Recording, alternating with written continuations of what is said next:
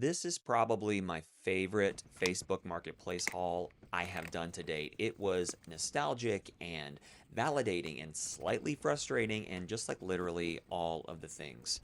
This is an original Super Nintendo system that I got for a friend who had one, but it got lost at some point in his life. And I was like, you know what? The little gamer in me appreciates how much I still wish I had mine. I'm going to get this for him for his birthday. I searched and I found a decent deal on Marketplace, but considering that this guy told me everything was tested and ready to play, that could not have been further from the truth. Not a single one of these games played. So I found a YouTube tutorial.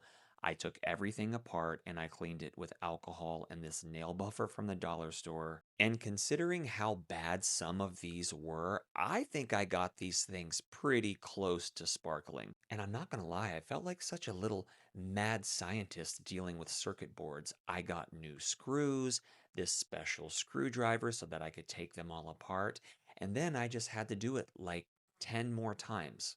I was so nervous the whole time that I was just absolutely ruining all these, but I was like, well, hell, they don't play anyway. And once I got through the games, I thought that was the worst part, but I opened these controllers and I was so embarrassed for this person that sold me these things because these were so filthy. It was like they just spilt an entire Coca-Cola in the box.